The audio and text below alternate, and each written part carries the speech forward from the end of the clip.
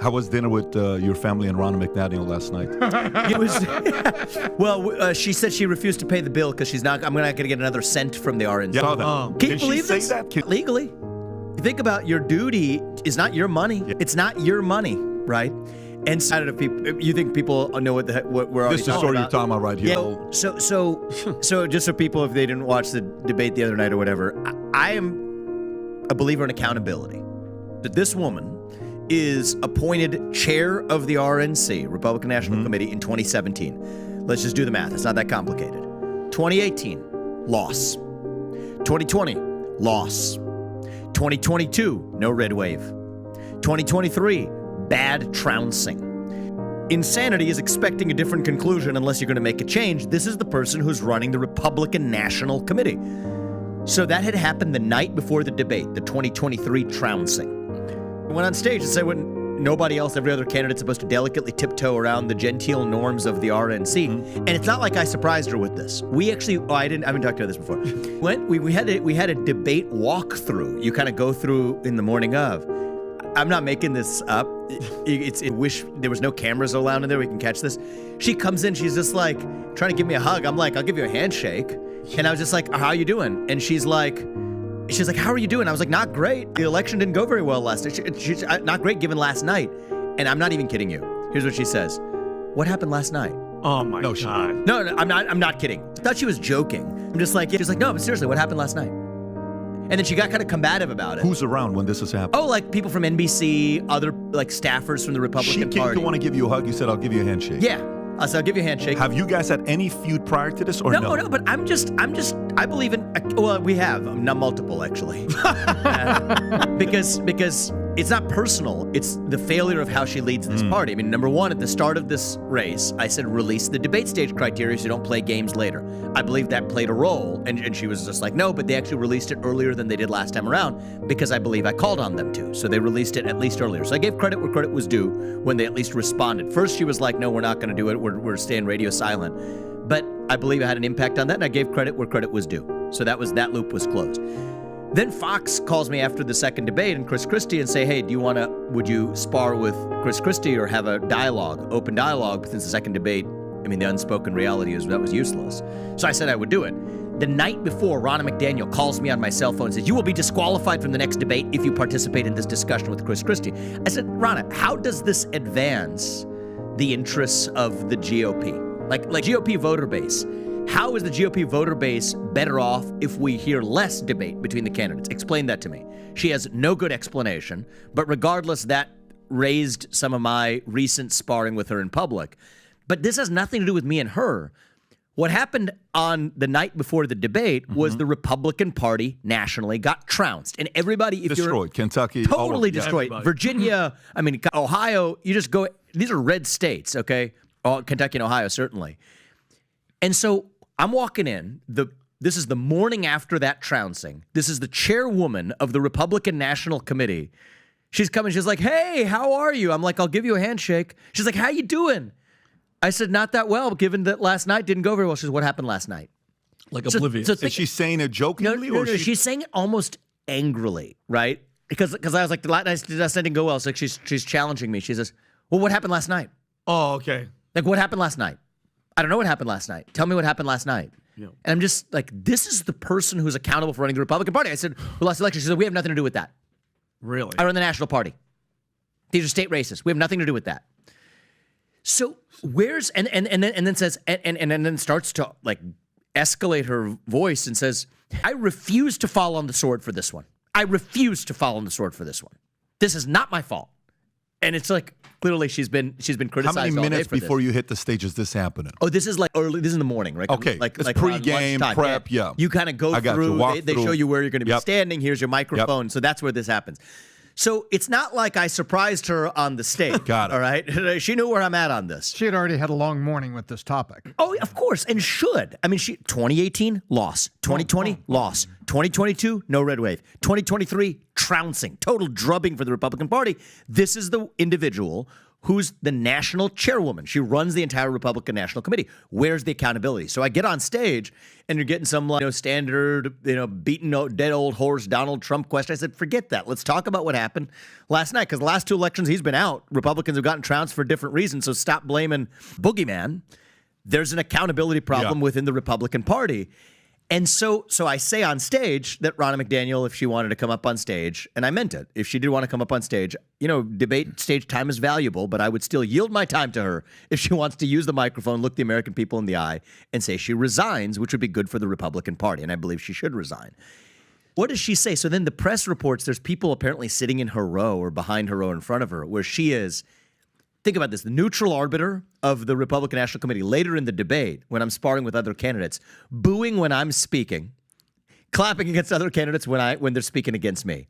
So she was booing? Yeah, who was booing? She's booing me at other points in the debate. And I don't care about that, but think about your dereliction of duty. Yeah. You're supposedly the neutral arbiter of the entire National Republican Party hosting a debate.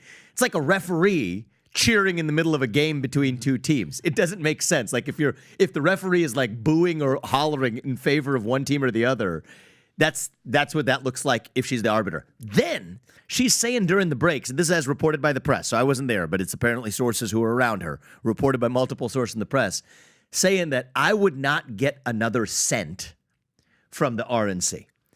Yep. So think about what that means. That means she believes that's her money. Right? These are donations she's collected from other people, but somebody said a mean thing about her, and it's not even a mean thing about her. Someone said that we need accountability in the Republican Party, that this person who has failed us 4 times in a row, that there needs to be some accountability. She says, if he says that about me, then this money that I have been a steward for, a fiduciary for, that I'm not going to give a cent to him because he said something that I didn't like about me. That's a conflict of interest. So then I get a question after the debate in the press room. I don't know who it came from, but I'm presuming it's from one of the RNC aligned people, which is, how come you would go on Ronna's stage, on her stage is what they said, on her stage and criticize her like that? My response is, that's not her stage, and that's the problem with this party. It doesn't belong to these corrupt establishment political creatures. It belongs to the voters and the people of this country, and that's where the Republican Party is badly mixed up. Question for you. And so no, dinner didn't go well. I assume you know her last name, her maiden name. Romney. Yeah. Oh yeah. I think she embodies it. Let me ask a question. When she says you can't, go debate Christie, then how is she okay with DeSantis debating Newsom? Because it's corruption, man. You think that's what it is? Absolutely, it's corrupt. Because the people who are propping up Ron DeSantis, like the super PAC money, all of that's doing up. And it's not criticizing Ron or not criticizing. It has nothing to do with it. It's just the system is, there's tens and tens of millions of dollars in a system where supposedly the max you can give to a campaign is $3,300. The people who have lobbied and gotten their special favors from, and it's not just Ron, it's the way politics works, that those people are the big donors to the Republican Party. And Ron is debating another candidate who's running for U.S. president, that is called Gavin Newsom, and the man who's running for U.S. president, flying around doing. The funny thing about this is Gavin Newsom is not running for U.S. president in the same way that Ron DeSantis was not running for U.S. president, jaunting around on public money and private jets on matters that have nothing to do with the state. That's what Gavin Newsom is doing now. And as I said on the debate stage as well, to the Democratic Party, I call it Republicans, Democrats evenly. I call Democrats more.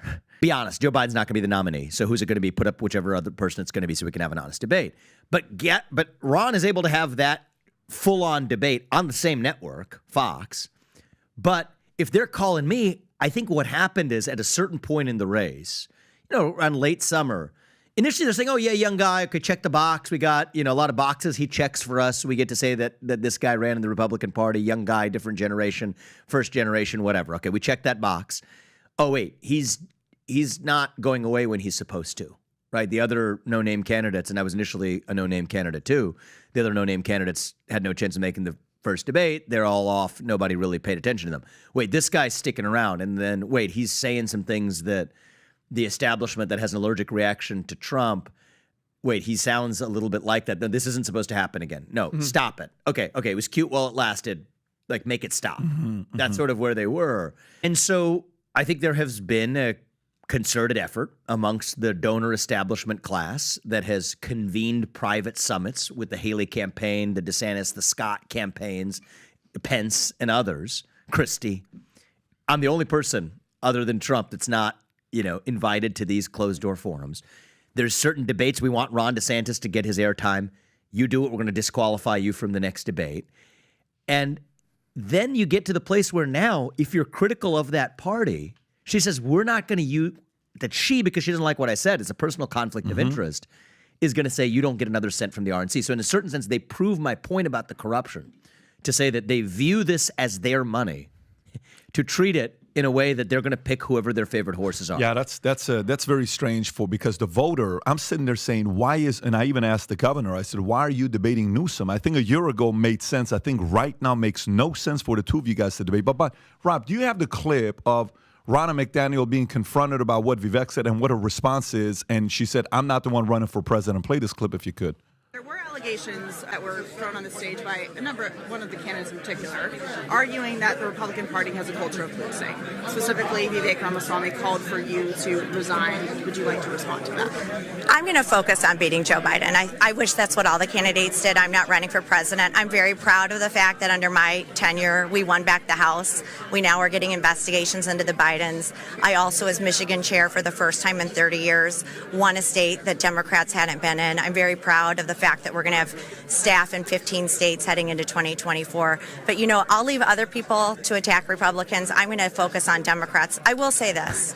We can't attack each other and win. We need all of us. So actually, you can pause it at this point. I have a comment on that, Go for which is really funny. I hadn't seen this interview. I saw a different interview she did on Fox or Fox Business, where literally, that was yesterday morning. She's going on air, national conservative audience, and literally just stated as a fact that Vivek voted for Obama. Oh yeah, that's right. 100. I just confirm it for you. 100% false. Never voted for Obama in my life.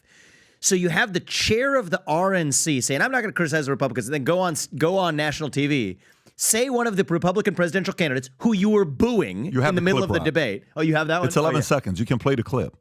Oh, you guys I are on top texted of it this, to man. you. You guys already, yeah. There's footage of Maybe her I saw it booing. after you actually. So that was press reports of people who were sitting in her row commenting on the fact that she said that there's going to be not 1 cent to me from the RNC, fiduciary violation. This money situation, this not 1 cent, how does it actually get divvied up? Because you're the only candidate out there that has made their money as an entrepreneur. So you don't need their money. To tell you the truth, I have no idea how the hell all of this sausage making works, because I've basically said, screw the system. Now, what does that cost me? 8-figure sums of my wealth that we're putting into this campaign. 15, 16 plus million bucks already. We're putting in millions more. It's going to be tens of millions of dollars, certainly by the time we're done. We're going to stop at nothing. But that's the cost of saying screw you to a corrupt system that otherwise wants you to behave like their circus monkey, which I refuse to. But the point is, this is a person who's running the RNC, managing other people's money, and saying that because you said something I don't like, I'm not going to give you 1 cent, then goes on national TV and spews. I mean, it's just a straight up factual falsehood, right? Vivek voted for Obama. Is it false? Yes, it is. Is it damaging? Yes, it is. Is it done with malicious intent for the person who was booing at me and saying those things? Yes, it was. Now, am I going to go after her because I have better things to do in my life? Probably not, right? But this is corrupt stuff. Well, in the first debate, play this real quick because it's 11 seconds. Go ahead, Rob. I know Vivek's kind of newer to the party. He voted for Obama, so he may not know that. Look at her. She just flat out says I voted for Obama. It is a lie. I mean, look at this woman. Bold-face, getting up there, loses 4 elections for the Republican Party, pathetically going up, literally just looking the American voters, Republican voters in the eye, and telling them a bold-faced lie. I mean, you just play that. I just want people to hit the clip again because I don't want that I'm putting words in her mouth. I know Vivek's kind of newer to the party. He voted for Obama, so he may not know that. I mean, that is a lie. This woman with an iota of basis. Is there a way to prove that so she loses? Yeah, actually, there's a way to prove it. Okay. He has voting so record, the fact right? that, the voting record. So actually, I was so disillusioned, and I've talked about this. I voted Libertarian when I was young in my first election. Then I got so disillusioned from politics that it's actually public record that in both those, I don't like John McCain, and I didn't like Barack Obama, and I didn't like Mitt Romney, and I didn't like Barack Obama. So I actually didn't vote in those elections. I sat him out. I'm not particularly proud of that. I was in my 20s. I understand why many people are disillusioned from politics. I was disillusioned back then too. I voted for the Libertarian candidate back in 2004, and then I basically said, "Screw this. This is a. I have better things to do with my life. I'm going to be an entrepreneur. I could care less about politics." Yeah. But then came back around to it later. But literally, that is now public record, actual false lie. Yep. Flat, bold-faced lie to the American people, say they won't give money. And so that proves the corruption. So that's the Ronna McDaniel corruption. But then I decided when I was on stage, okay, I'm wasting too much time on this stuffed suit of a bureaucrat running the RNC. Let's focus on the real problem, which is the equivalent, the Ronna McDaniel of media. There's many of them. Kristen Welker, sitting right there from NBC News. And there's a connection between the two because who decides to put up the Kristen Welkers of the world to moderate a Republican debate? It's none other than the RNC, the failed establishment that Ronna McDaniel has run that's lost its last 4 major cycles relative to what it was supposed to do. So it's almost proof sitting on that stage. Vivek, back to the money question. I don't know if people saw the rest of that. So that's why, I mean, it is almost, they're repeatedly proving my point based on the kind of debate they were hosting and the moderators they hired, to the things she's saying in the audience during the debate, to booing me during the debate, to now saying that false things on national television. Who do you think would be a good RNC? Who would be a good RNC? Any It's a good names? question. Yeah. So let's you I want to brainstorm this. Kirk said you would be somebody like you would be very good. So Kirk said Look, I'm in this to be the president of the United States. Right. And I think that I can lead the country best from that position. But Charlie said that about me. Yeah. Well, I'll return the compliment to him. I think he could actually do a good job of it. Kirk I don't think it's crazy. I don't think it's crazy, actually. I mean, he's from a different generation. They would not let him do it. I mean, that's almost a credential. So whoever they shouldn't let do it, that should be a requirement for whoever does do it to actually get put in that place. I mean, Harmeet Dillon, very good. She ran against Ronna McDaniel. She's competent. She's a lawyer.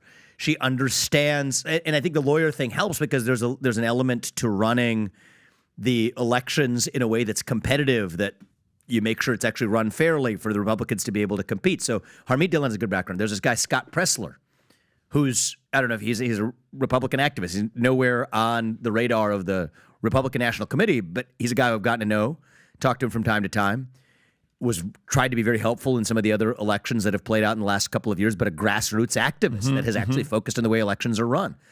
So Scott Pressler, Harmeet Dillon. I mean, these are all good people. I mean, I assume Charlie wasn't serious when he said yes to me, but I would say in the similar spirit. I saw somewhere him saying, by the way, did you have, there's a video of you talking to somebody. Were you talking to her or no? At the end of the debate, that's somebody else. To my knowledge, I haven't talked to Ronna since after the debate. There's a lot of people piling in, so if she was in that throng screaming something senselessly. So if you like this clip and you want to watch another one, click right here. And if you want to watch the entire podcast, click right here.